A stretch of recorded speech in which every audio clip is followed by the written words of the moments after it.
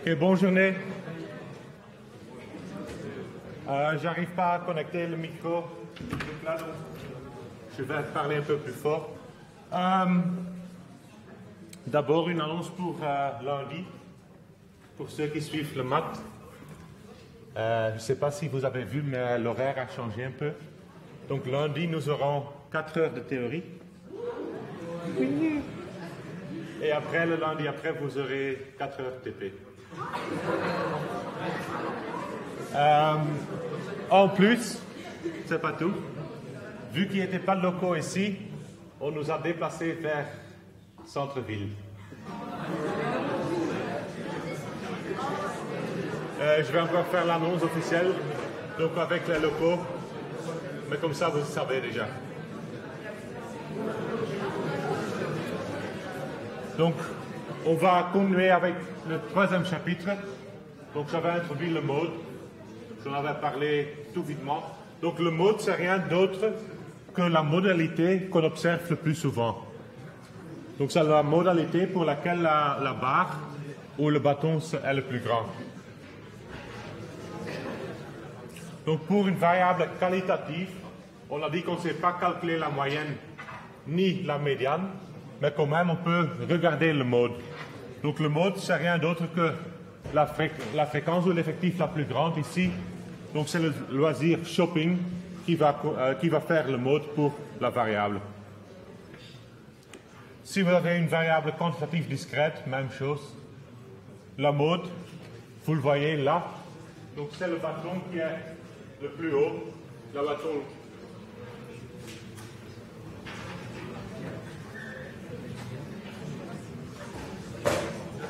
Ce bâton-là, le 2, c'est le mode.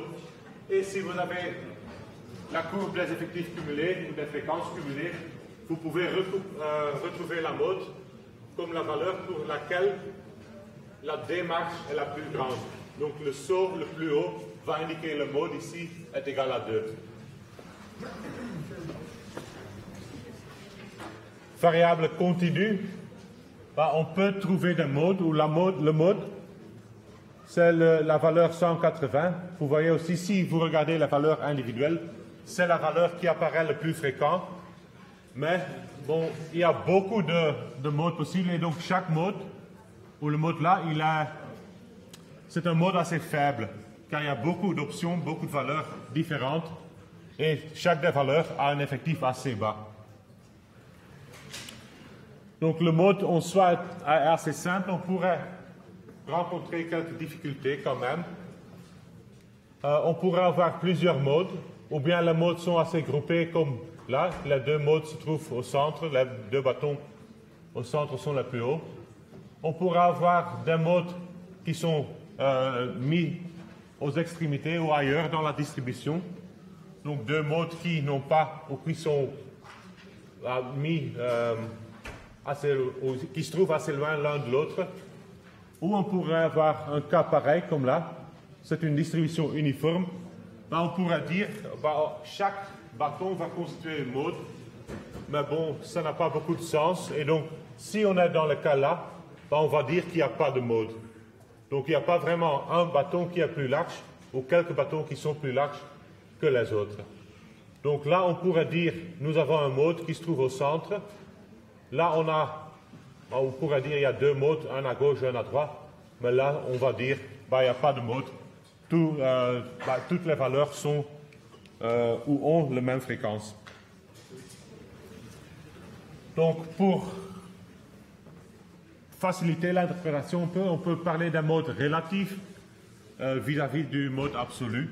Donc, un mode relatif, mais c'est même plus visible sur ce graphique-là. Un mode relatif est chaque bâton ou chaque fréquence ou effectif, disons effectif, pour laquelle l'effectif est plus grand que l'effectif précédent et l'effectif prochain, ou qui suit. Donc, c'est le XG, c'est un mode relatif si l'effectif lié à cette valeur-là est plus grand que l'effectif de la valeur précédente et plus grand que la valeur qui suit. Et donc, là, il y a beaucoup de modes relatifs dans le graphique là. chaque bâton qui est mis en bleu, c'est un mode relatif. Et le mode absolu sera le mode le plus haut, ce qui est indiqué là en rouge.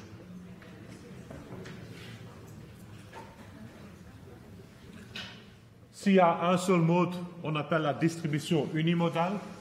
S'il y a plusieurs modes, on va l'appeler plurimodal. Pas trop difficile. Donc vous voyez que si j'ai une variable quantitative, calculer le mode, ou une variable continue, quand même calculer le mode n'a pas beaucoup de sens. Et c'est plus effectif, plus informatif de regarder la série groupée et l'histogramme. Et donc on ne va plus parler d'un mode, mais d'une classe modale. Donc on va créer la classe, on va calculer les effectifs par classe, et après la classe modale sera la classe avec l'effectif la plus haute. Donc ici sera la classe 175 jusqu'à 180, qui a clairement un effectif qui est plus grand que les autres effectifs. Donc facile dans le cas où on a une amplitude constante. Si on a des amplitudes qui sont différentes, on fait encore la même chose. On va utiliser l'histogramme d'air unitaire. Donc on va d'abord relativiser les chiffres, mais après la classe modale sera de nouveau la classe avec l'effectif qui est le plus grand. Donc on a maintenant trois paramètres de tendance centrale. On a la médiane, la moyenne, le mode. Et à ce moment-là, on pourra se demander lequel des trois je vais utiliser. Et ça va dépendre un peu de la situation. Donc si on a une variable qualitative, c'est facile. On sait que calculer le mode ou déterminer le mode, donc on va utiliser le mode. La moyenne, la médiane n'a pas de sens dans un cas pareil. Si on a une variable discrète, comme les enfants, je peux calculer tous les trois. Donc je pourrais regarder le mode, qui est égal à 2, on a vu. Je pourrais calculer la moyenne, c'était 2,80 quelque chose. Non, 64. 2,64. Et je peux calculer la médiane, qui est égale à 3. Désavantage de la moyenne, c'est que c'est une valeur, plus souvent que pas, c'est une valeur qu'on ne sait pas observer pour la variable. Donc la moyenne, c'est déjà difficile à interpréter pour une variable discrète. Deuxième chose, la médiane, ça me donne la variable, ou ça me donne la valeur 3, mais la médiane est normalement la valeur pour laquelle j'ai 50% de la masse à gauche, 50% de la masse à droite, mais dans ce cas-ci, pour une variable discrète, il y a pas mal de masses qui se trouvent exactement sur la médiane. Et donc, je n'ai pas vraiment la répartition 50 à gauche, 50 à droite. Et donc aussi, pour une variable discrète, le mode aura plus de sens que la médiane. Variable continue, on a dit, on peut calculer la médiane, la moyenne, on ne va pas vraiment regarder le mode, mais on va regarder la classe modale. Donc je vais le diviser en petits groupes, sous-groupes, calculer les effectifs des classes, je regarde la classe modale. Quand même, je sais calculer sans problème la moyenne et la médiane. Lequel des deux à utiliser, c'est à voir. Si nous avons une distribution qui est assez symétrique, comme celle-ci là, la médiane et la moyenne ne vont pas différer beaucoup. Donc ils seront à peu près les mêmes. À ce moment-là, il sera plus efficace, plus utile de calculer la moyenne, car avec la moyenne, j'utilise toutes les valeurs observées.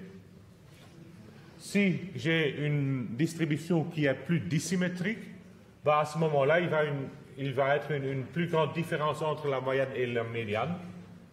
Et à ce moment-là, vous pouvez regarder les deux, les comparer, tout en tenant en tête que la moyenne sera attirée par les valeurs extrêmes, donc par les valeurs qui se trouvent plus loin du centre. Oui, l'ogive, on sait l'utiliser pour trouver la médiane, on sait. Donc, c'est ce que j'ai dit. Sous l'hypothèse de symétrie, médiane et moyenne seront à peu près les mêmes. Et normalement, ils vont aussi se trouver dans la classe modale. Donc c'est la situation normale. Ben, il peut toujours être quelques différences si vous calculez en pratique, mais il sera quand même tout proche de la classe modale, s'il ne se trouve pas dedans.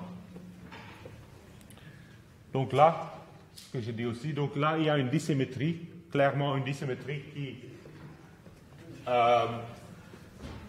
donc il y a une forte concentration à gauche et après une queue, donc des valeurs à droite qui s'étendent plus loin. Donc il y a un étalement à droite. Là, on sait que la médiane, c'est la valeur 50-50. Donc il se trouve au milieu de la masse. La moyenne, par contre, il sera attiré par ces valeurs extrêmes, par les valeurs plus grandes. Et donc il va se trouver dans la direction de la queue.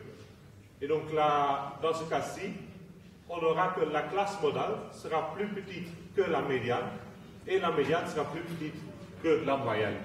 Donc ça, c'est une distribution qui est dissymétrique à gauche. Si c'est à gauche, c'est classe modale plus petite que médiane, plus petite que moyenne.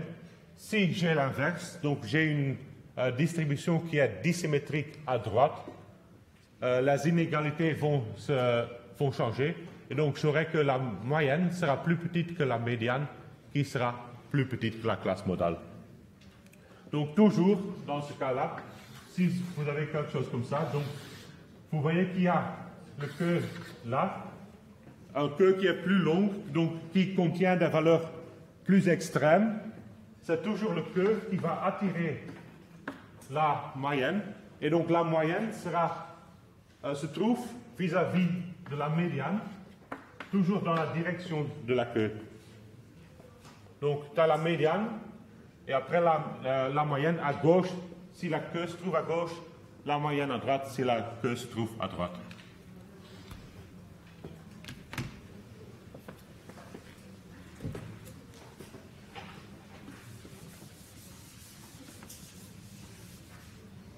Donc les trois là, ils donnent une idée d'une tendance centrale, d'une position. On va ajouter maintenant un paramètre qui va décrire la dispersion, donc qui va décrire comment les valeurs sont dispersées, sont reparties autour du centre. Et donc on va voir 4 paramètres. Pour ça, l'étendue, l'écart interpartile, l'écart type et la variance, et le coefficient de variation. Un paramètre de dispersion en soi, donc comme paramètre seul, il est difficile à interpréter. Mais ça devient assez pratique d'avoir si je veux comparer deux groupes.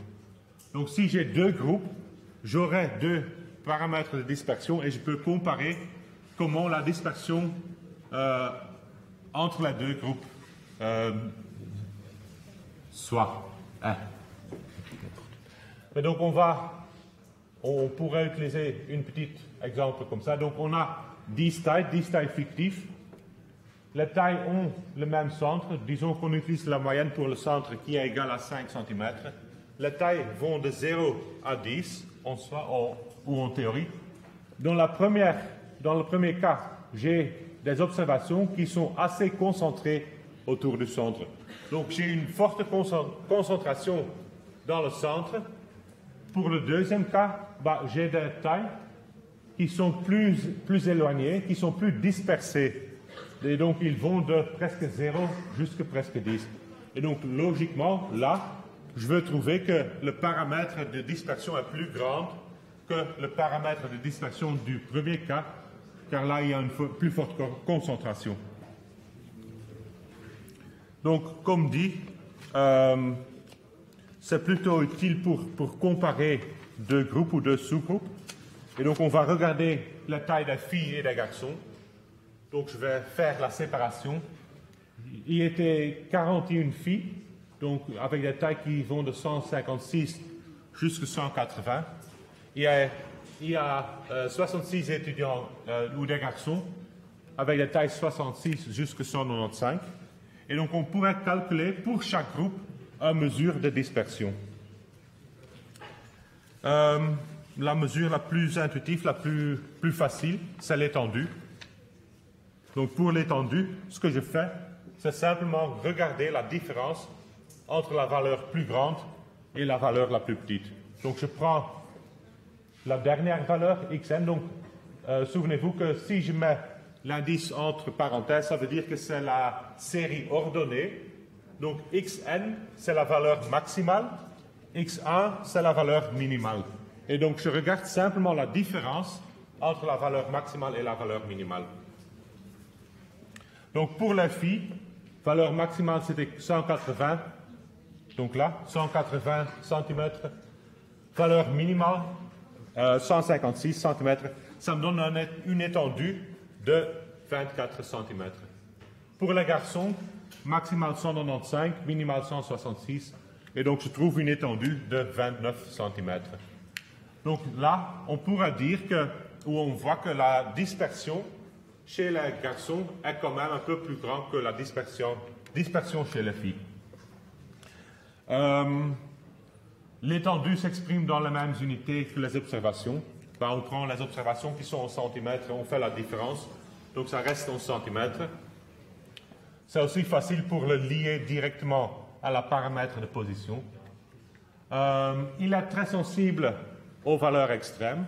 Ben, vu qu'on utilise la valeur la plus petite, la valeur la plus grande, ben, s'il y a une valeur extrême, ben, ce sera nécessairement la valeur plus petite et ou la valeur plus grande. Donc dès que j'ai une observation aberrante,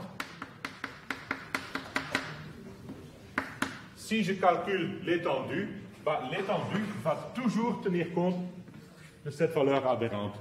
Et donc il n'est pas robuste, il est très influencé par les valeurs extrêmes. Et si je n'ai pas les observations individuelles, donc chez les observations groupées, ben, je ne sais pas calculer l'étendue car je ne connais pas la valeur la plus grande ni la valeur la plus petite.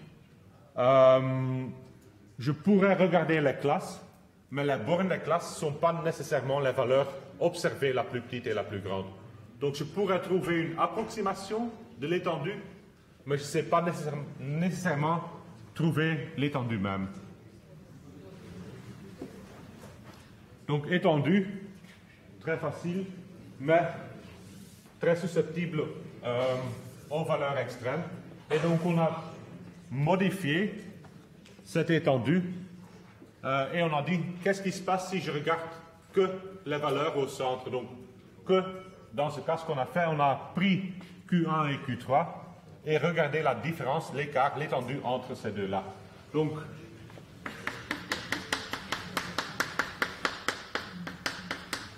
au lieu de prendre toutes les observations, ben, je vais prendre les observations qui se trouvent entre Q1 et Q3, donc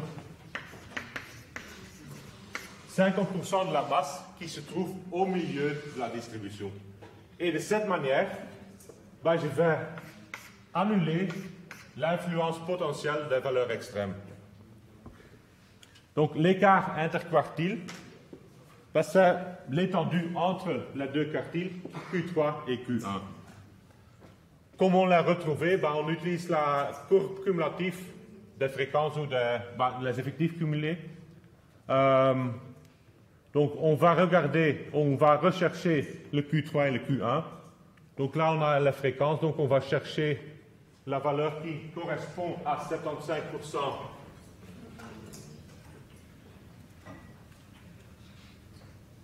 Là, donc si je regarde 75%, je fais à la démarche, je descends, ça me donne 175, ça devrait donner 175. Donc c'est le Q3. Q1, 25% à gauche, donc je regarde ici 25%, je vais à la démarche, je descends et ça me donne 165.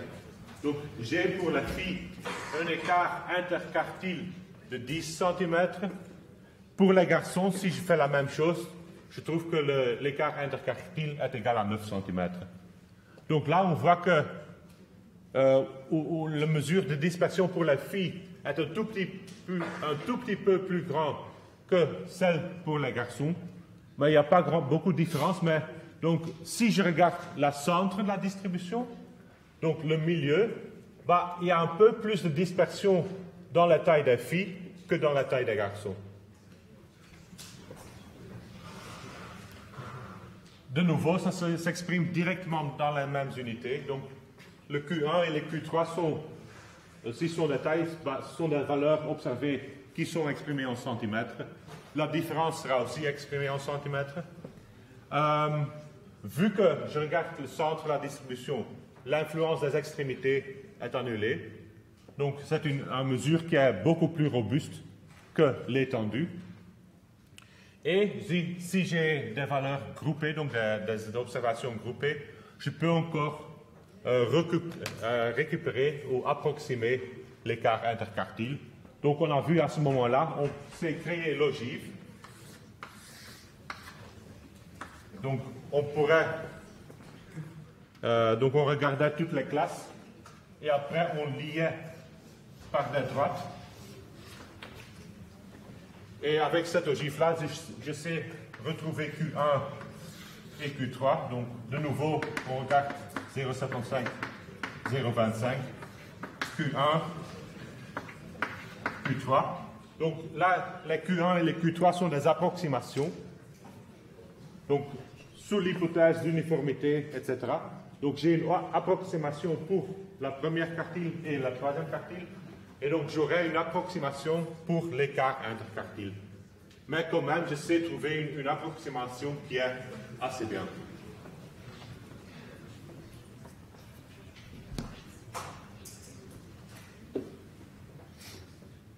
Lié à l'écart interquartile, c'est la boîte à moustache.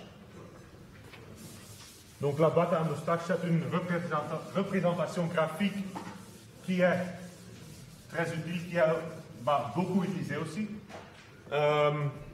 Et si vous vous souvenez, on a d'abord, avant parlé des 5 valeurs, résumé de 5 valeurs. Donc, j'avais le minimum, x1, j'avais Q1, premier quartile, médiane, Q3 et xn, la valeur maximale. Et maintenant, je veux créer une représentation graphique qui va me donner cette information-là. Donc, ce que je fais d'abord, à ce moment-là, je vais indiquer Q3 et Q1 et je vais les indiquer par une boîte. Première étape.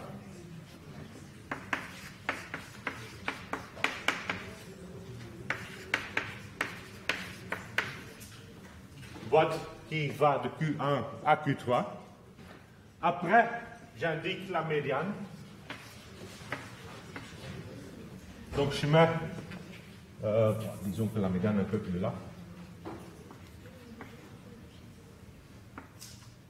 J'ajoute une ligne dans la boîte où se trouve la médiane. Et finalement, je vais ajouter des moustaches.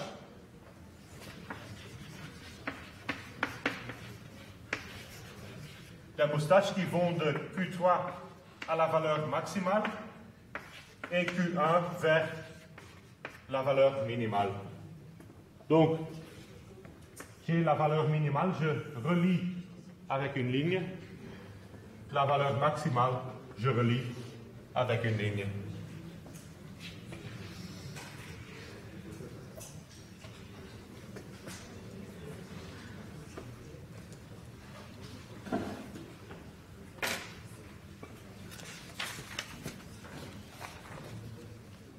Donc en français, on appelle la boîte une boîte à moustache. En anglais, c'est box and whisper plot, ou plus court, box plot souvent. Donc on a la partie centrale de la distribution qui est représentée par la boîte. On a la partie où les 25% à gauche et les 25% à droite qui sont indiqués par le moustache. Et donc, ce que ça fait, ça va vous montrer visuellement comment les données sont distribuées. Donc, vous savez que dans chaque des parties, il se trouve 25% des données. Et donc, ça va vous donner une idée des concentrations plus fortes ou plus dispersées des autres selon la zone. Donc si on le fait pour les garçons et les filles, tu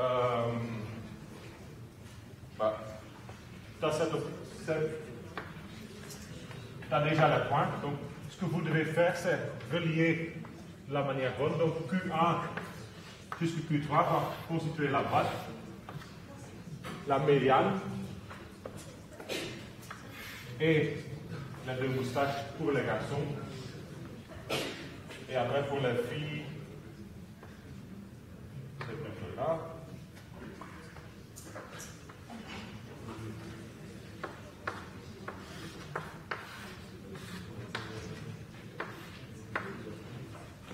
Et pour la fille, on trouve quelque chose comme ça.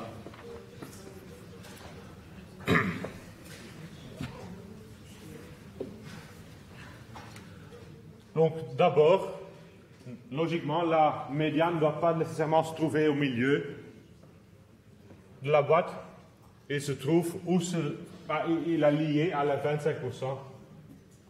Donc, ce que nous voyons que pour la fille, au centre, les deux parties sont assez égales en longueur.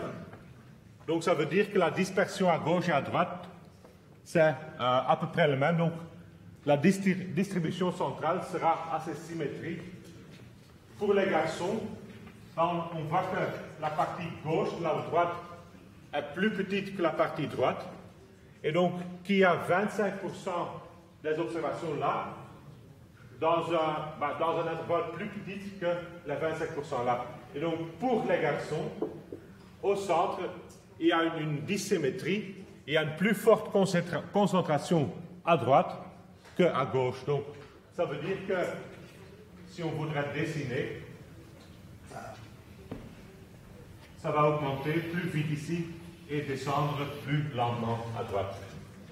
Donc, je ne connais pas la forme exacte de la distribution, mais bon, je sais voir que j'ai ici un étalement à droite, car il y a une dispersion plus grande, plus importante qu'à gauche, pour l'ensemble de la distribution. En plus, qu'est-ce que je sais voir? Parce que si je prends la valeur là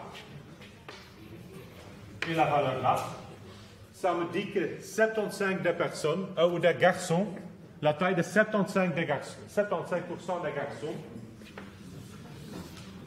est plus grande que 75% des filles. Donc le Q1 des garçons est plus grand que le Q3 des filles.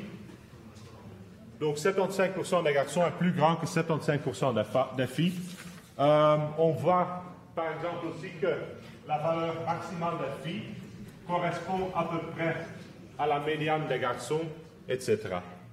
Donc il y a beaucoup d'informations dans ce plot, dans ce graphique, et c'est une information qui est assez concentrée, mais très riche.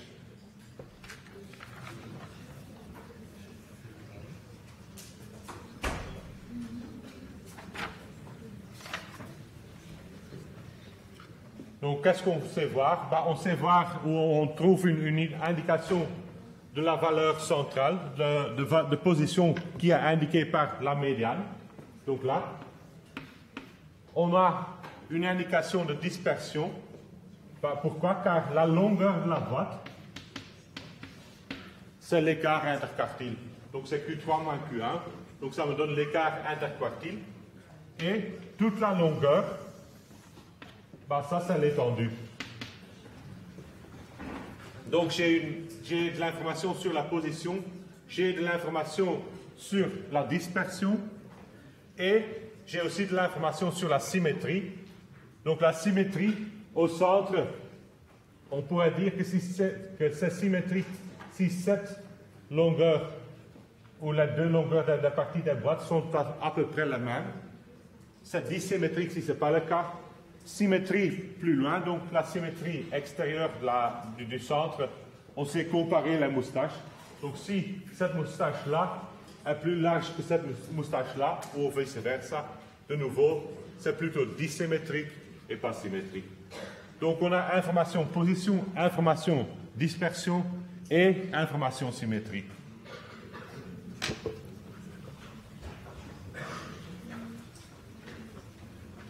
Donc ça sont les boîtes à moustache exactes pour les garçons et les filles.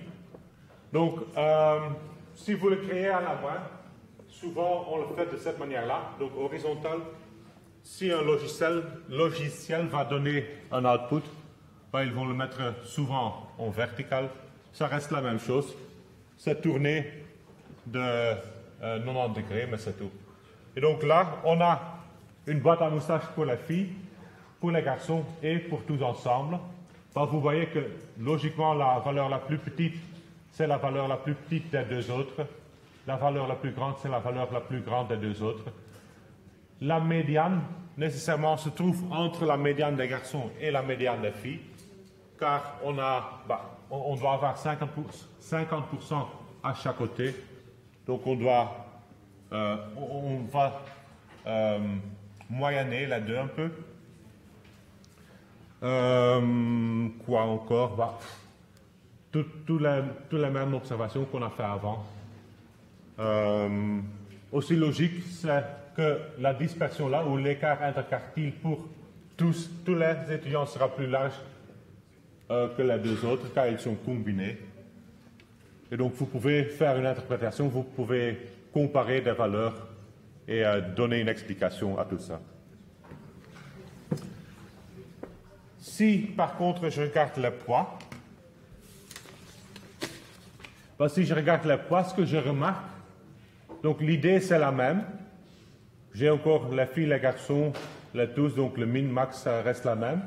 Mais je vois que pour le poids, ben, j'ai là pour les garçons surtout une concentration centrale qui est assez réduite.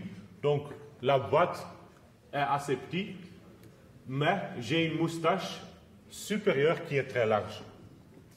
Et donc ça pourrait donner un peu de problème à l'interprétation.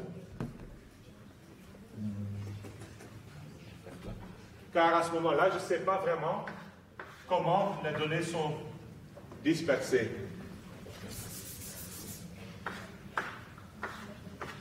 Donc j'ai ma moustache inférieure et une moustache supérieure qui est très large. Si je regarde la fille, ben, il n'y a pas grand-chose de différence. Donc il y a une petite différence entre les deux moustaches, mais ben, c'est acceptable, c'est pas trop large. Mais ici, l'autre, c'est le double de la moustache inférieure. Et donc on pourrait se demander, c'est vraiment le cas, il y a une telle dispersion supérieure, ou c'est plutôt à cause des valeurs extrêmes.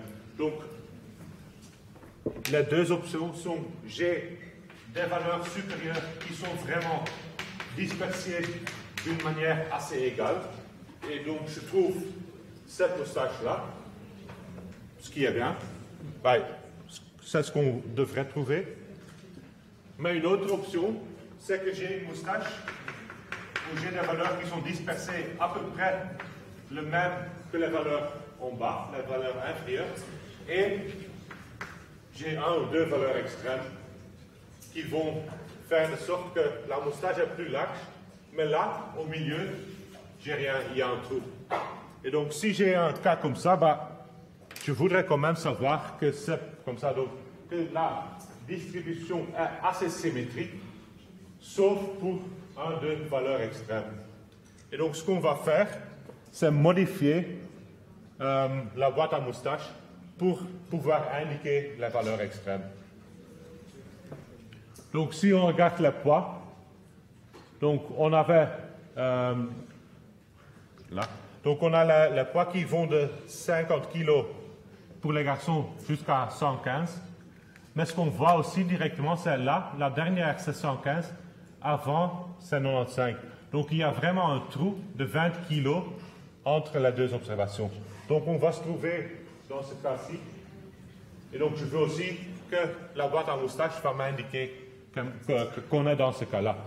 Donc la valeur extrême est très éloignée de toutes les autres valeurs.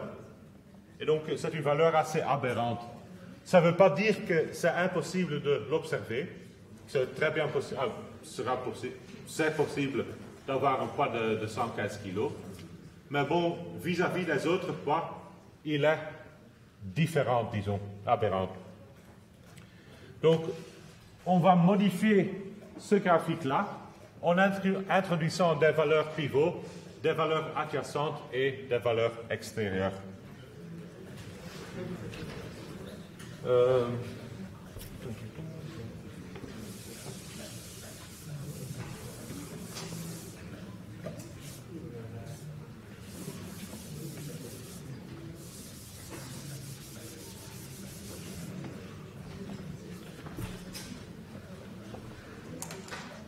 Donc, j'ai un cas pareil, disons.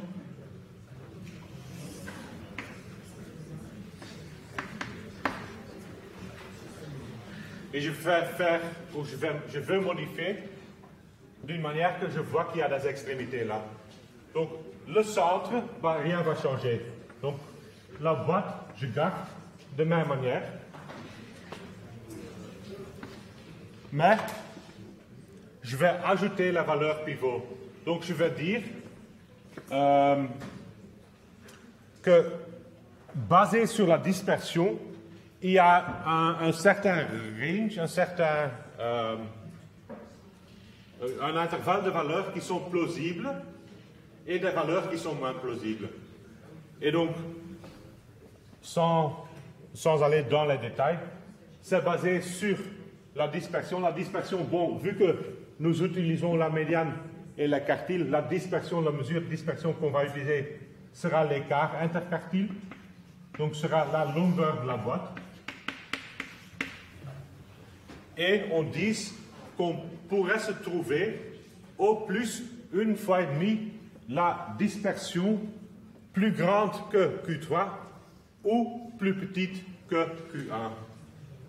Donc il y a toute une théorie derrière, ce qui n'est pas important à savoir ou à retenir. On regarde ça, donc on prend 1,5 fois la longueur écart interquartile et on l'ajoute à droite à partir de Q3, à gauche à partir de Q1.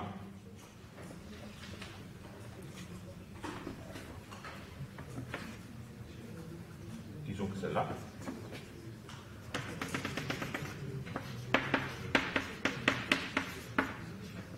Et même chose à gauche.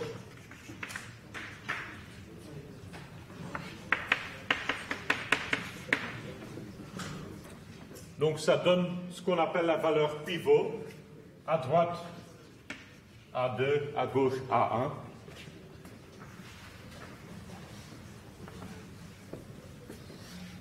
Et donc, on va supposer que toutes les valeurs qui se trouvent dans cet intervalle A1, A2 pourraient être considérées comme des valeurs normales. Donc, qu'il n'y a rien de spécial là.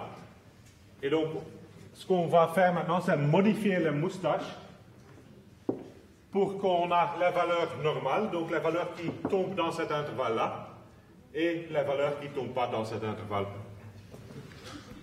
Donc pour ça, on va définir xg, donc x gauche, x droite, xd. Donc on va chercher la valeur la plus grande, l'observation la plus grande qui se trouve dans cet intervalle-là. Donc ça va me donner quelque part une observation, là, x droite, une valeur qui est la plus grande observation dans la base de données, donc c'est vraiment une observation normaliste, et la valeur la plus petite, x gauche, qui dans ce cas-ci sera la valeur minimale, car la valeur minimale tombe dans l'intervalle. Et donc, ce que je vais faire maintenant, c'est que je vais créer ma moustache d'une sorte qu'il relie la valeur minimale et la valeur maximale qui sont considérées comme normales. Donc, ce que je fais, je ne vais pas créer la moustache pour aller à la valeur maximale et minimale, mais je regarde la valeur maximale et la valeur minimale qui se trouvent dans l'intervalle A1, A2. Donc, je prends le max et le min des valeurs qui sont considérées comme normales. Donc là, les valeurs adjacentes. Et après, je ne veux pas perdre l'information des valeurs extrêmes, des valeurs qui tombent en dehors de l'intervalle. Et donc, je vais les indiquer pas une étoile, un cercle, n'importe. Donc je mettrai un petit symbole pour indiquer la valeur qui tombe en dehors de l'intervalle A1, A2. Et donc ça seront les valeurs extérieures.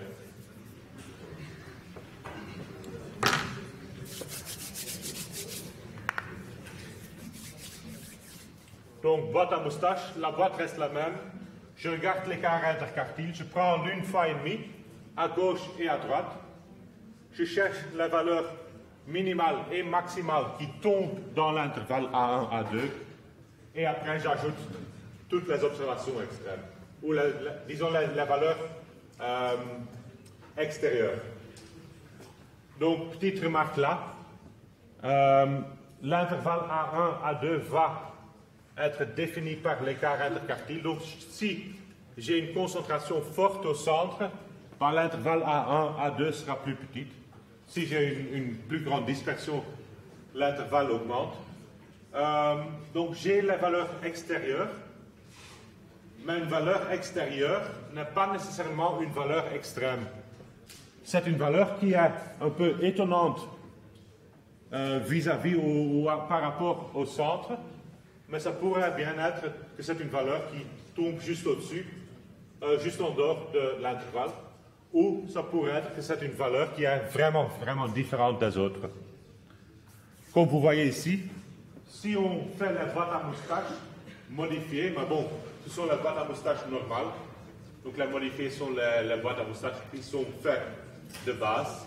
Ben, on voit que pour la fille, rien ne change, donc toutes les valeurs tombent dans cet intervalle A1, A2. Par contre, pour les garçons, bah, on a un écart interquartile qui est assez faible, qui est assez petit. Et donc, les valeurs pivots seront relativement proches de la boîte. Donc, si je fais ça, bah, je me retrouve avec les moustaches là. Et je retrouve aussi des valeurs extérieures en dehors des deux valeurs pivots. Des valeurs adjacentes. Et donc là, bah, je vois, il y a trois observations de poids qui sont plus petits que celle-là. Il y a trois observations plus grandes que celle-là. Mais les trois là, bah, ils se trouvent encore très proches de la boîte et des moustaches. Donc là, je pourrais dire, les valeurs sont un peu étonnantes par rapport aux autres qui se trouvent au centre. Mais bon, il n'y a pas vraiment une valeur aberrante. Ce n'est pas une différence extrême qui va me perturber pour les inclure dans mes analyses. Par contre, là, vous voyez, la valeur de 115, il est vraiment marqué ou il est éloigné des autres. Donc là, c'est une valeur qui est plus différente, plus aberrante de la reste. Et donc, si vous voyez des valeurs extérieures, bah, regardez d'abord la valeur pour voir si ce sont des valeurs possibles ou pas, ou si ce sont vraiment des valeurs extérieures ou impossibles, donc qui a peut-être une faute dans l'encodage.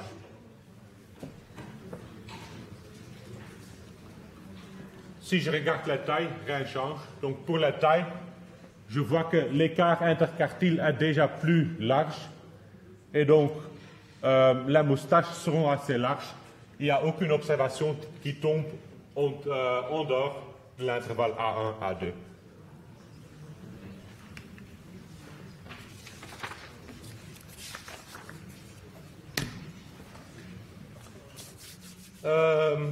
Si j'ai une série groupée, j'ai perdu l'information individuelle des observations et donc je ne sais plus recréer le graphique. Je peux l'approximer, donc ce que je peux retrouver facilement, c'est Q1, la médiane et Q3. Donc si j'utilise l'ogive, je peux trouver une approximation pour Q1, Q3 et la médiane. Et si vous voulez vraiment créer une boîte à moustache avec des valeurs groupées, parce qu'on fait parfois, c'est indiquer la boîte et après ajouter la moustache jusqu'à A1 et A2. Donc ce n'est pas vraiment une boîte à moustache exacte ou correcte, car je n'ai pas l'information de ce qui se passe en dehors de la boîte.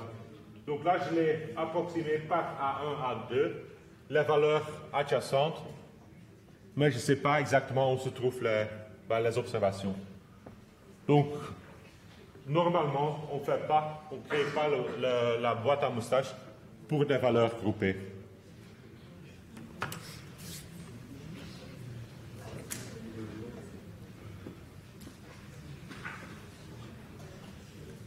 Donc, jusqu'à présent, ce qu'on a fait, c'est utiliser ou bien le min et le max, ou bien Q1 et Q3, pour déterminer une mesure de dispersion.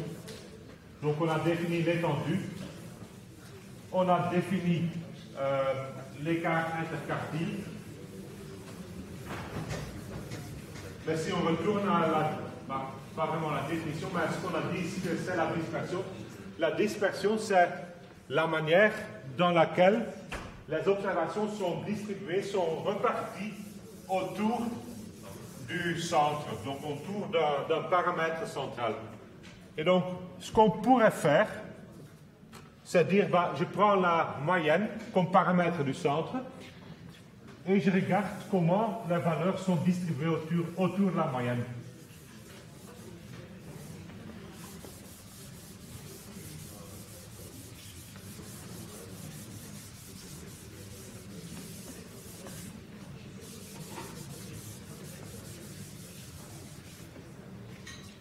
Donc, si je prends un exemple,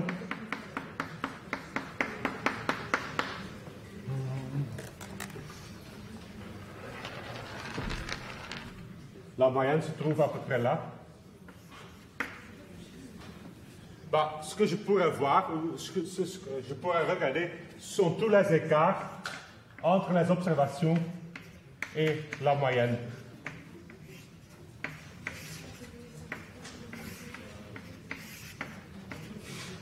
Et donc, je peux regarder les écarts, je peux les calculer. Si j'ai une dispersion faible, donc une forte concentration, ces écarts seront petits, et donc je vais trouver une valeur résumée qui est petite. Si ces écarts sont larges, je veux trouver une valeur qui est large. Donc ce que je fais, c'est je regarde la différence entre xi et x bar pour chaque i. Donc je peux calculer tous ces écarts, mais après je vais les résumer dans un seul nombre. Je pourrais prendre la moyenne de toutes ces valeurs.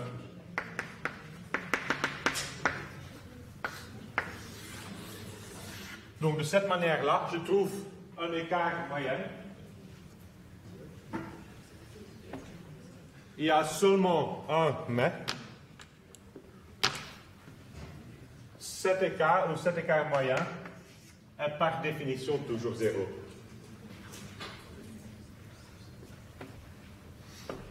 Donc si je regarde la formule,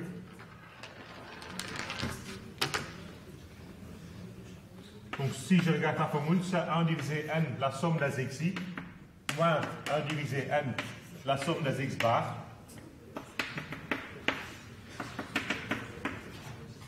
Ça, par définition, c'est la moyenne. Là, la moyenne ne dépend pas de l'indice i. Donc, c'est une constante que je pourrais mettre en évidence. Donc, c'est 1 x bar divisé par n, la somme des valeurs 1, i égale 1, n. Donc, ça, c'est n. J'ai 1 plus 1 plus 1 plus 1, n fois. Et donc, je trouve que c'est la moyenne moins la moyenne, donc 0. Donc si je regarde la moyenne des écarts, ou l'écart moyen, sera toujours 0. Ce qui est logique, vu qu'on a vu que la moyenne, c'est le centre de gravité. Donc les écarts positifs seront tous annulés par les écarts négatifs. La somme des écarts positifs est la même que la somme des écarts négatifs. Et donc, pour avoir une mesure de dispersion, ce qui m'intéresse, c'est la longueur de la distance, la valeur de l'écart, mais pas le signe. Donc si c'est un écart positif ou négatif, je m'en fous, mais je veux savoir si c'est un écart grand ou petit. Donc ce que je peux faire pour éliminer le signe, c'est ou bien prendre des valeurs absolues, mais on n'aime pas trop calculer avec les valeurs absolues. Donc ce que je vais faire, c'est que je prends le carré, et de cette manière-là, j'ai défini la variance.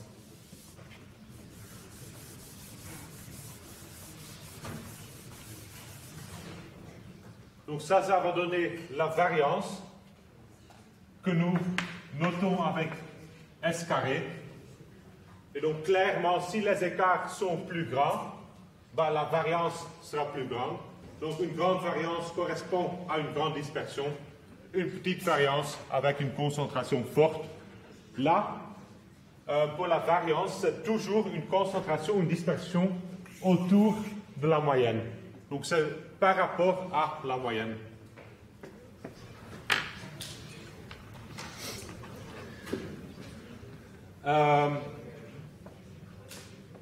Pour le calculer, ça prend un peu de temps, mais ce n'est pas trop difficile.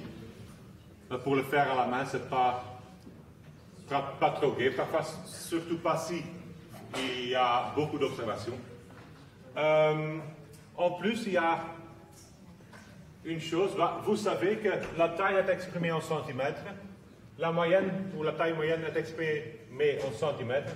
Si je regarde la formule de la variance, il sera exprimé en centimètres carrés à cause de ce carré-là. Et donc c'est plus difficile de comparer ça avec la moyenne qui est exprimée en centimètres. Et donc ce qu'on fait, c'est on prend la racine tout bêtement et on dit que S, l'écart type, c'est la racine de cette formule-là.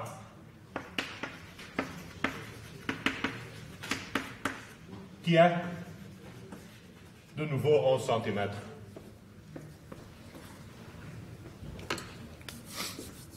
Donc si je fais ça pour la fille et le garçon, je peux calculer tous les écarts. Je prends la somme des écarts, je divise par n. Je trouve une variance pour la fille de 37,48 cm au carré et pour les garçons 40,65 cm au carré. Donc aussi là, la mesure de dispersion, la variance va m'indiquer que la taille des garçons sont plus hétérogènes que la taille des filles. Il y a une dispersion qui est plus importante que chez les filles. Donc pour la fille, si vous voulez le faire, vous avez 41 observations.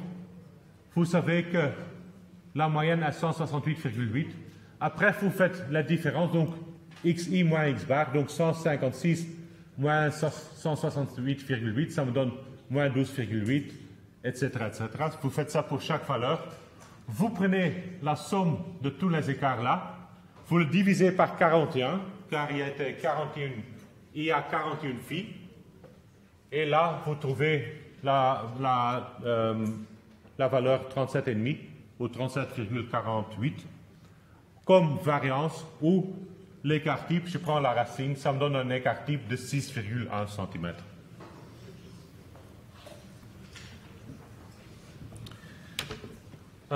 Donc, cette formule-là, c'est une option que nous avons.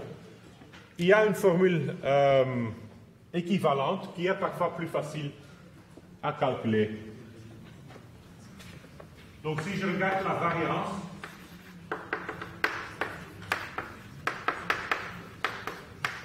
je pourrais calculer le carré.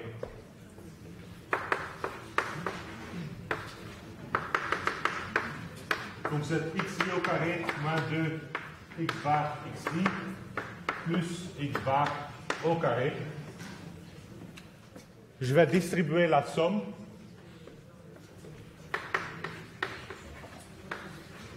Donc c'est la somme des xi au carré moins 2 x bar, ce sont des constantes, je peux le mettre en évidence. La somme des xi, la somme des xi, plus, de nouveau, une constante, la somme des valeurs 1. Donc I égale 1 plus n.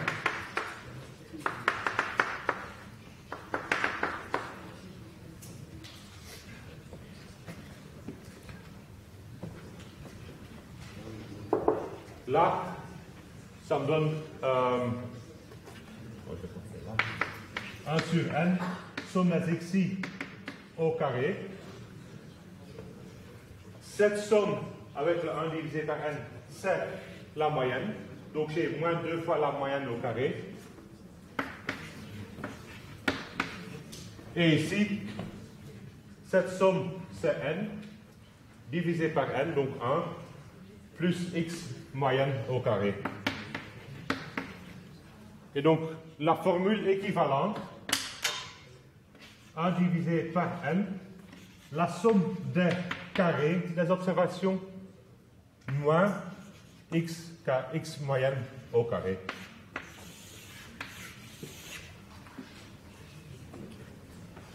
Donc, pour calculer cette formule, vous devriez avoir la moyenne et les écarts. Pour cette formule, vous devrez connaître la somme des carrés et la somme des observations, ou bien la moyenne. Mais donc, les deux formules sont équivalentes. Souvent, c'est la plus facile à calculer.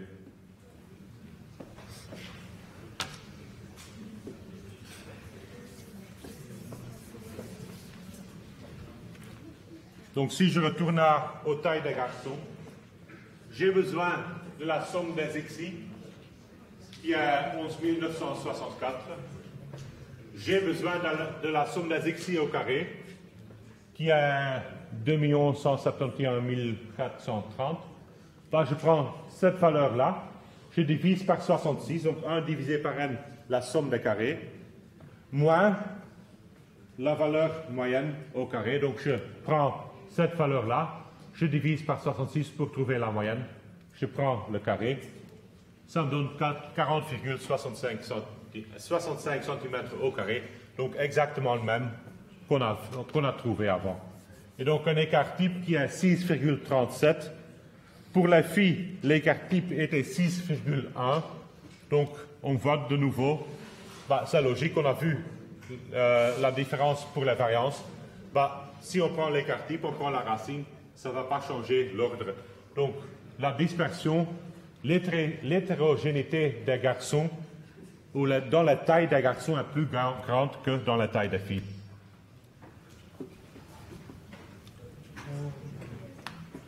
Si j'ai des valeurs recensées, donc une série recensée, je sais encore calculer la variance. Donc, la variance, là,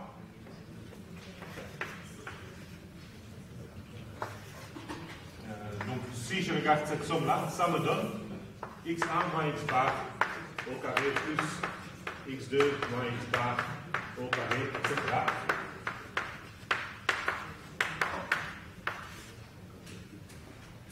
Si maintenant je n'ai pas la valeur individuelle, mais j'ai simplement la valeur distincte, la x1, x2, etc. seront les mêmes. Donc, j'ai un certain nombre de fois la valeur x1, donc comme valeur distincte. Et combien de fois j'ai cette valeur-là? Je l'ai n fois. De nouveau, de même manière, j'ai x2 un certain nombre de fois, n2 fois.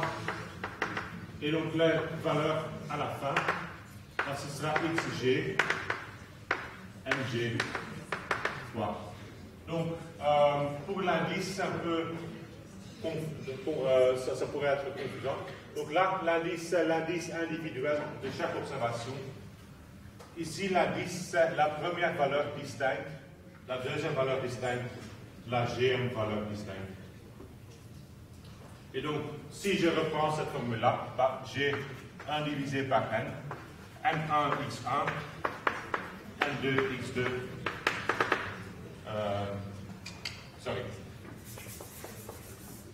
x1 moins x bar au carré, n2,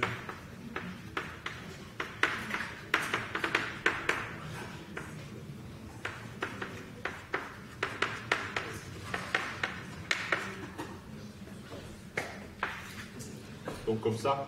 Ou si je mets dans la somme, j'ai une somme 1 divisé par n ou 1 divisé par n, la somme de l'effectif pour cette valeur fois l'écart carré qui correspond avec la valeur. Donc pour une série recensée, je sais retrouver exactement aussi la variance. Si j'ai une série groupée, je ne sais plus faire ça, car je n'ai pas les valeurs individuelles. Donc je ne connais pas les valeurs x1, x2, xg. Et donc je vais l'approximer par le centre de la classe.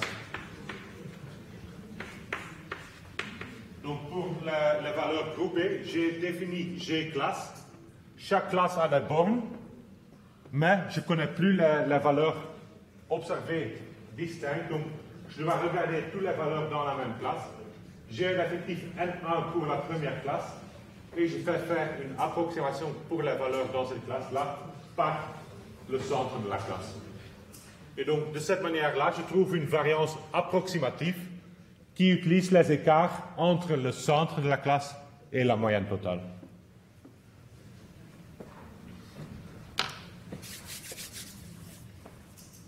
Donc c'est une approximation, mais cette approximation va donner une surestimation de la vraie valeur. Donc il y a toujours une différence entre les observations et le centre et les observations. Mais vu qu'on prend le carré, toutes les différences entre l'observation et le centre vont être positives et ils vont s'augmenter, ils vont s'additionner. Et donc on va surestimer la variance. Et pour ça, Shepard a introduit une correction qui marche seulement si on a des amplitudes constantes. Et donc à ce moment-là, on pourrait déduire A carré divisé par 12 pour avoir une meilleure approximation de la variance. Ce n'est pas encore exact, mais c'est une meilleure approximation de la variance dans le cas où les variances sont constantes.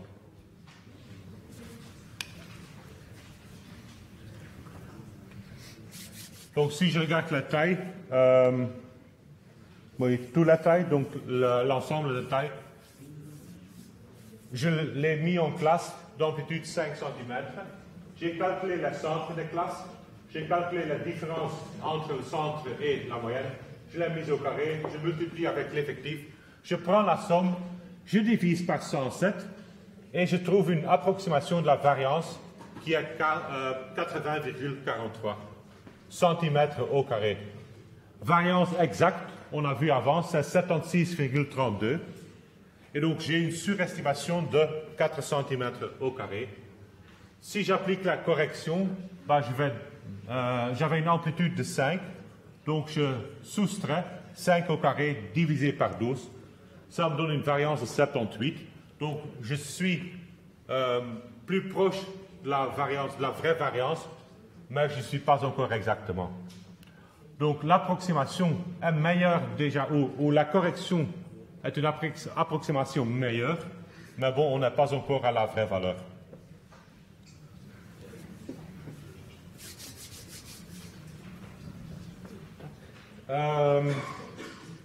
Donc les trois paramètres qu'on a vus, écart interquartile étendu et disons l'écart type s'expriment en centimètres ou s'expriment dans la même unité que les observations.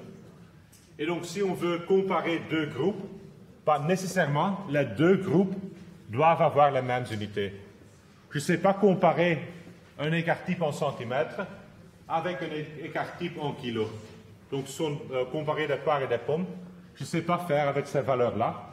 Et donc, il y a encore un quatrième paramètre de dispersion, ce qui est le coefficient de variation. Donc, pour le coefficient de variation, ce qu'on fait, c'est on prend S, donc on prend l'écart type, et on divise par la moyenne. Donc, on regarde la dispersion, donc on veut avoir une mesure de dispersion, mais je vais le diviser par la moyenne pour annuler l'unité.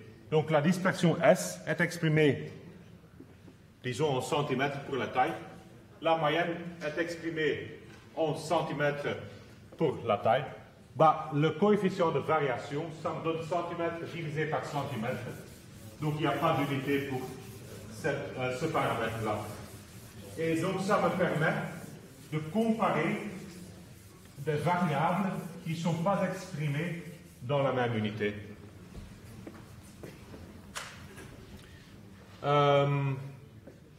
Donc, par exemple, on a la taille, on a le poids des garçons.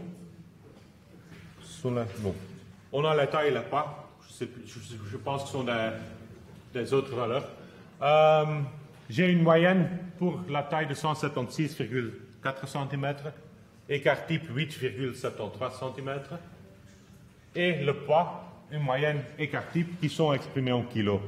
Donc je ne sais pas vraiment, ou je sais même pas, je ne sais pas comparer la dispersion, car ils sont exprimés en unités différentes. Donc ce que je vais faire, c'est que je prends la dispersion, donc je prends le S, donc une mesure de dispersion, et je vais le relativiser par rapport à la moyenne.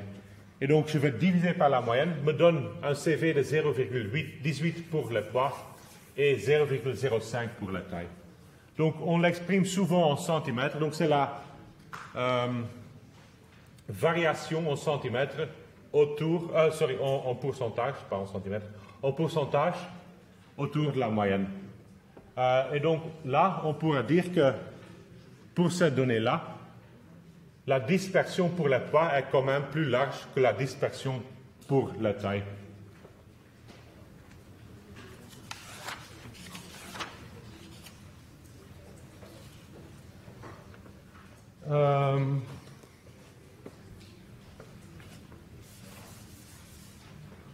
Donc, encore, c'est logique, mais si on va reporter les choses, la moyenne, on va toujours le lier à la variance ou l'écart type. L'écart type est basé sur la moyenne. Si on utilise la médiane, on va ajouter l'écart interquartile. La médiane étant le deuxième quartile, je vais utiliser une dispersion basée sur quartile 1 et 2 et 3. Et donc on ne va pas la mixer, on ne va jamais donner une moyenne et lier un écart interquartile ou vice-versa. On garde toujours de cette manière-là, moyenne avec variance, médiane avec écart interquartile.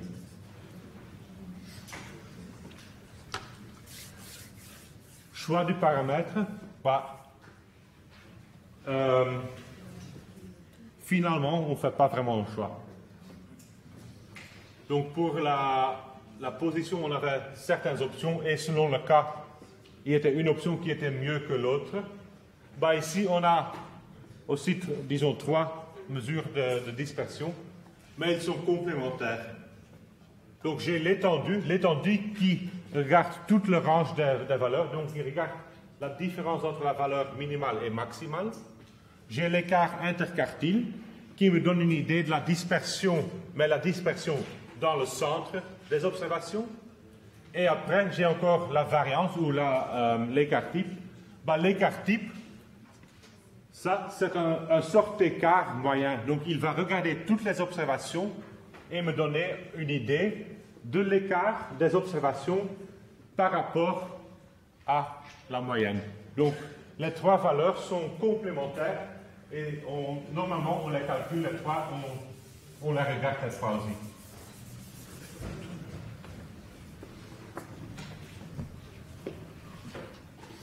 Et donc, on va le complémenter avec la boîte à moustache pour avoir une idée de la symétrie et quelque chose qui est visuellement plus attrayant que les chiffres seulement.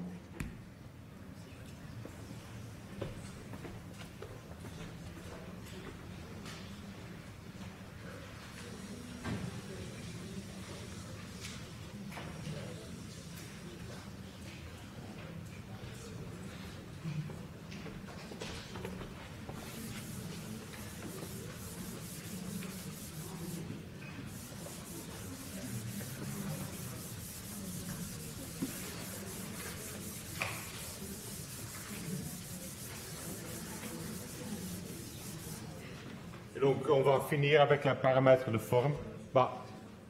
Pour les paramètres. Donc, il y a 2 paramètres de forme qu'on va voir, mais surtout paramètres de symétrie ou dissymétrie est important. Donc, on a le paramètre de dissymétrie. On aura un paramètre d'aplatissement. Définition de dissymétrie. Si il y a une symétrie, on appelle la distribution symétrique. Donc là, on a une valeur centrale et le comportement à gauche et à droite de cette valeur centrale est à peu près la même. Donc ce ne sera pas exactement le même, c'est impossible car on a des données observées, mais il y a quand même une certaine symétrie autour du centre. Là, on appelle une dissymétrie à gauche. Si, donc on a la médiane ou la moyenne qui se trouve à peu près là. Donc il y a une forte concentration à gauche des observations et une queue à droite, donc un étalement à droite. On va l'appeler dissymétrie à gauche. Vice versa, là, j'ai une forte concentration à droite et un étalement à gauche. On l'appelle une dissymétrie à gauche. Faites attention, c'est une convention qu'on prend pour ce cours-ci, mais les personnes les utilisent dans les deux côtés. Donc il y a d'autres qui disent que ça c'est la dissymétrie à gauche, ça c'est la dissymétrie à droite. Donc regardez toujours comment ils définissent dissymétrie. Mais donc pour le cours, on va prendre cette convention. Dissymétrie à gauche, c'est de la concentration qui se trouve à gauche. Dissymétrie à droite, la concentration forte se trouve à droite.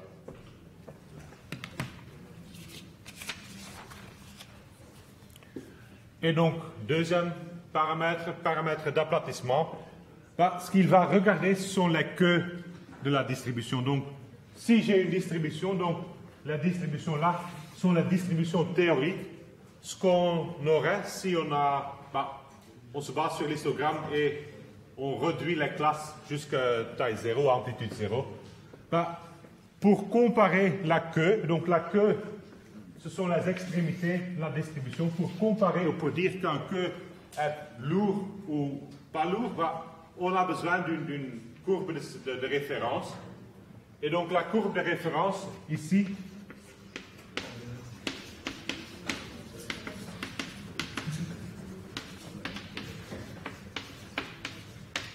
sera la loi normale standard. C'est pas utile de retenir. Donc il est exprimé par cette formule-là. Vous allez voir la loi dans votre cours stat inférentiel l'année prochaine. Mais donc pour dire que si un queue est plus lourd ou moins lourd, on va le comparer avec cette fonction-là. Et donc cette fonction, il a indiqué en noir dans les deux graphiques. À gauche, j'ai une distribution où je vois que les queues là, les extrémités, il y a plus de masse dans l'extrémité que dans celle de la distribution normale standard. Là, je vais dire que c'est une distribution leptokurtique, donc les queues sont plus lourdes. Si par contre les queues sont moins lourdes, ici les queues sont égales à 0 à partir de moins 2,2, on va dire que la distribution est platykurtique. Ce sont deux noms. Vous pouvez la retenir si vous voulez, mais ce n'est pas trop grave. Vous pouvez dire que la queue est plus lourde ou moins lourde que la courbe, que la queue de référence. Ces paramètres, ils vont être basés sur les moments centrés.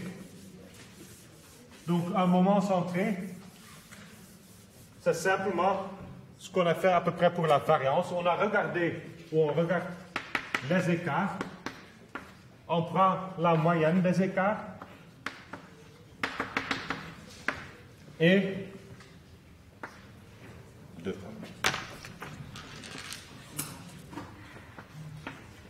on met les écarts à la puissance k. Donc ça, c'est le moment centré d'ordre k. Donc ordre k, j'ai la puissance k, moment centré, car je regarde les différences des écarts vis-à-vis de la moyenne. J'ai aussi des moments non centrés. À ce moment-là, je regarde xi à la puissance k. Mais pour nous, on a besoin que les moments centrés, donc c'est là. Donc là, j'appelle mk moment centré d'ordre k. Si k est égal à on a vu que c'est 0. Donc M1 est toujours égal à 0, car je trouve la somme xi divisée par n, la moyenne, moins la moyenne, donc c'est 0. M2 correspond à la variance, donc on a utilisé aussi. Et donc si je veux utiliser ce moment-là pour définir la symétrie ou caractériser la symétrie et l'aplatissement, je vais utiliser d'autres moments que M1 et M2. Et donc pour dissymétrie, ce que je vais utiliser, c'est K égale à 3, donc moment centré d'ordre 3.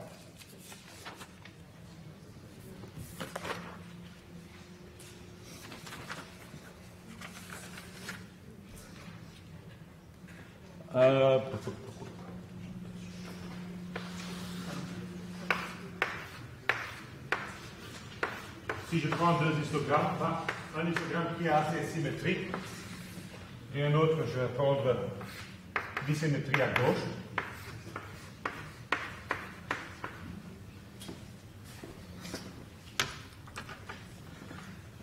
J'ai la moyenne.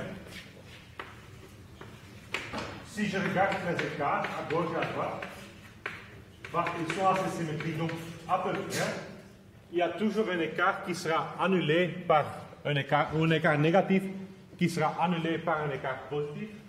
Si je prends la puissance 3, ça ne change pas. Le signe reste. Donc les négatifs restent négatifs, les positifs seront positifs. Et donc la moyenne, ou l'ordre, ou le M3, pour une distribution symétrique sera à peu près 0.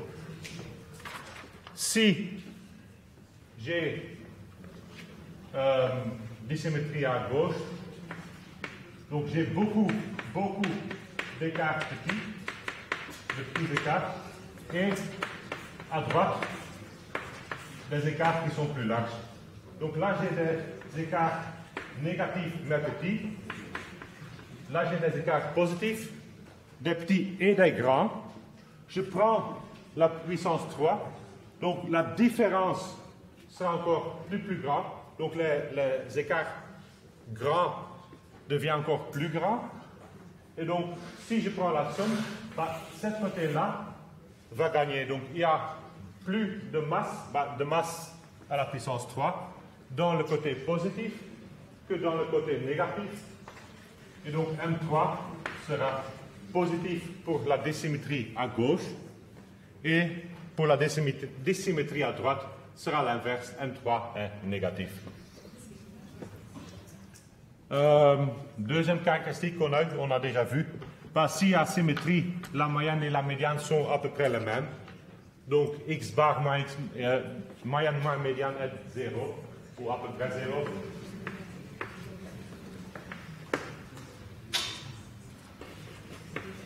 Dissymétrie à gauche, la médiane est plus petite que la moyenne, donc moyenne moins médiane est positif, dissymétrie à droite, inverse, moyenne moins médiane est négatif. Coefficient de dissymétrie, on a 3. Fisher, donc pour Fisher, on prend M3, donc le moment d'ordre 3, et je vais le diviser par l'écart type à la puissance 3. Pourquoi? Car je veux que ces paramètres sont sans unité. Donc, pour décrire la forme d'une distribution, la forme ne va pas s'exprimer en kilos ou en centimètres. Donc, je vais le relativiser à la dispersion. Donc, je vais diviser par S à la puissance 3. Comme ça, j'ai une valeur sans unité qui me donne une idée de la dissymétrie. Et donc, le S3, c'est toujours positif. Et donc, c'est le signe de M3 qui va déterminer le signe du coefficient. Et donc, si c'est plus petit, c'est dissymétrie à droite. Si c'est plus grand, c'est dissymétrie à gauche. Coefficient empirique dissymétrie de Pearson. Pearson va regarder la différence entre la moyenne et la médiane. Il divise par l'écart type pour annuler l'unité. De nouveau, on regarde si c'est positif, négatif ou 0. Et troisième, la dissymétrie de Yule et Kendall. ben, il prend Q1 plus Q3 moins 2 fois la médiane divisé par l'écart interquartile. Donc, le dénominateur, de nouveau, s'exprime en unités. On veut annuler l'unité, donc on divise par une valeur ou une mesure de dispersion. On utilise les quantiles, donc on divise par l'écart interquartile. À quoi ça correspond? Si je réécris, j'ai Q1 moins X tilde plus Q3 moins X tilde divisé par l'écart interquartile. Dans le cas symétrique, les deux différences, les deux valeurs sont à peu près les mêmes. Donc, la valeur rouge correspond à cette longueur, valeur verte à cette longueur. J'aurai un coefficient égal à 0, ou à peu près 0. Là, j'ai une dissymétrie à gauche, donc une forte concentration à gauche. C'est une longueur en rouge plus petite qu'une longueur en vert. La valeur sera positive. Donc, rouge sont les valeurs négatives, vertes sont des valeurs positives. Donc, en global, ça donne une valeur positive. Dissymétrie à droite, donc une petite valeur positive, une plus grande valeur négative, donc un paramètre qui est négatif. De nouveau, les signes sont toujours les mêmes. Si j'ai symétrie, c'est à peu près 0. Dissymétrie à gauche, j'ai une valeur qui est positive. Dissymétrie à droite, je trouve une valeur qui est négative.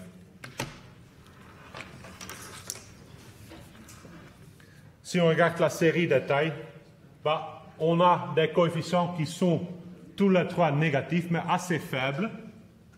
Et là, on pourrait dire qu'il n'y a pas vraiment une forte indication de dissymétrie. Ce qu'on voit aussi dans l'histogramme, il y a une forme de symétrie.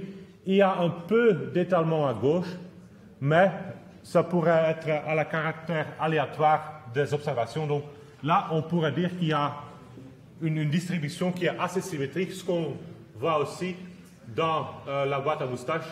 Donc les deux parties là, les longueurs sont à peu près la même chose.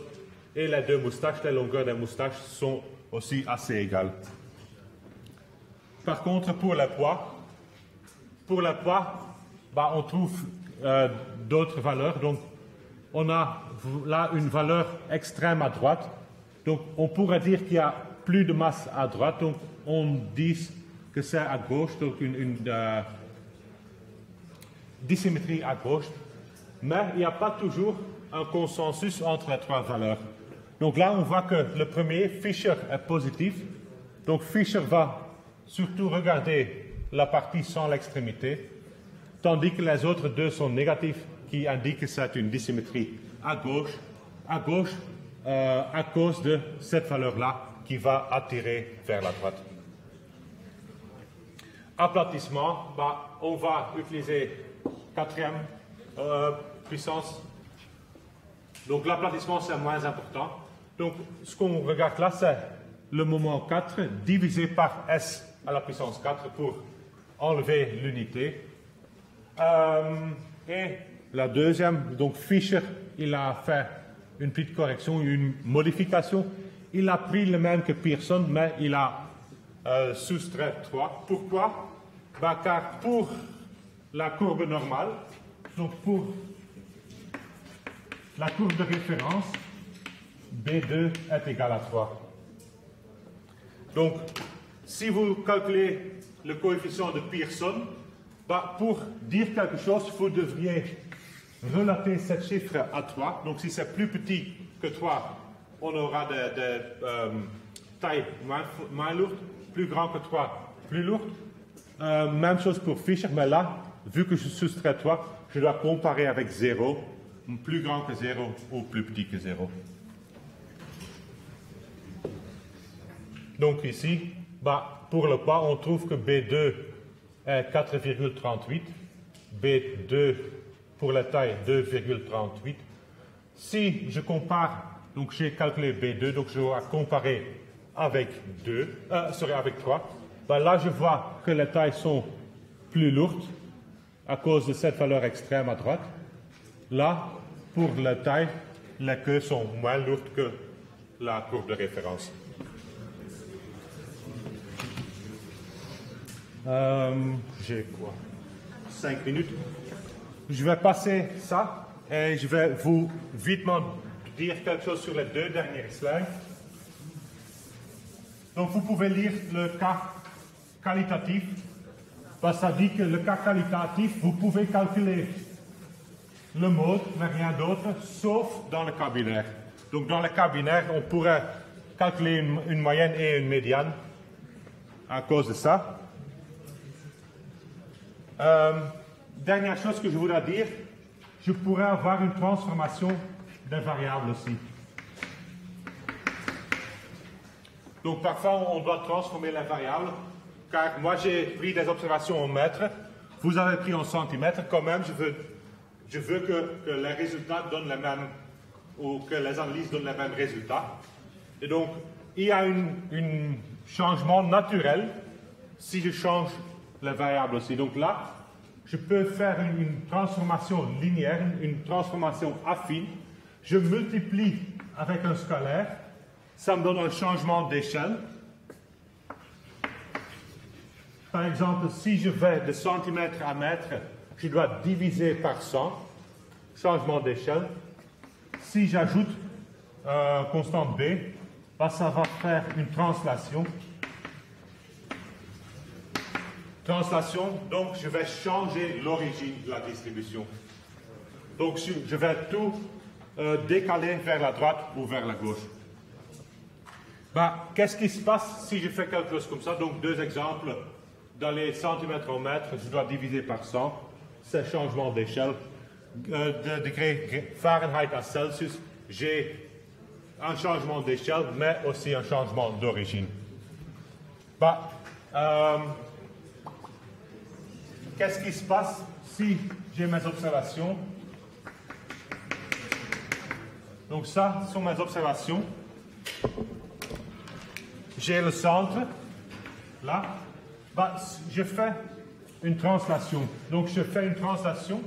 Ce qui se passe, c'est que tout est décalé. Donc toute cette distribution-là, il est mis ailleurs, mais dans le même ordre. Donc le centre, C' sera la première centre plus la translation. J'ai indiqué avec M.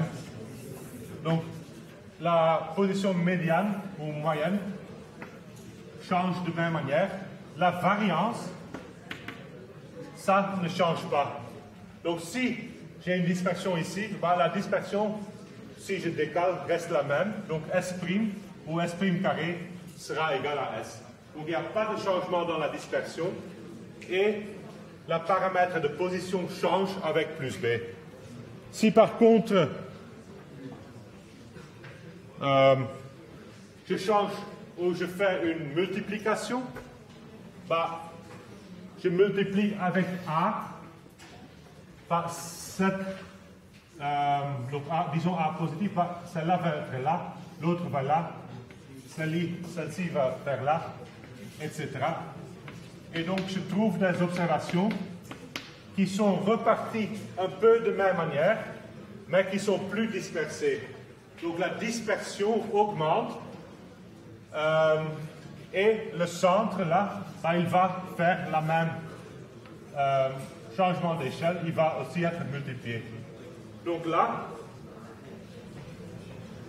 la nouvelle moyenne sera l'ancienne moyenne ou l'ancienne médiane multipliée avec A.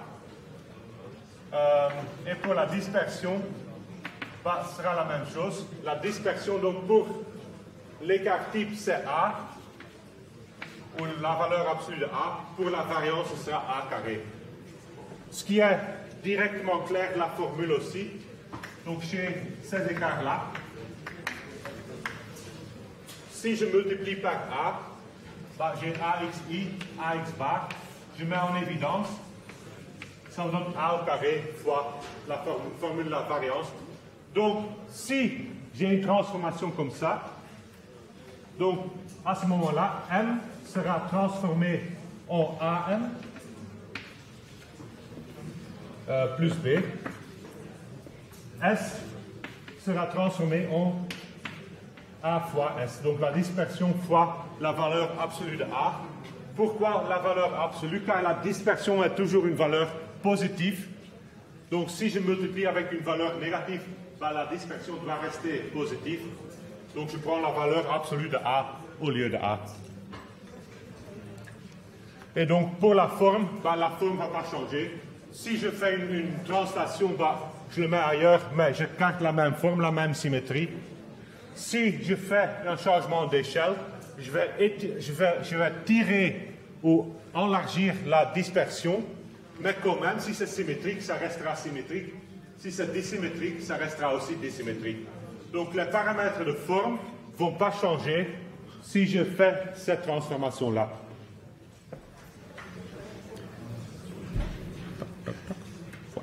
Donc c'était tout pour ce chapitre-là. Et donc la semaine prochaine, on va parler un peu de séries bivariées pour finir le cours.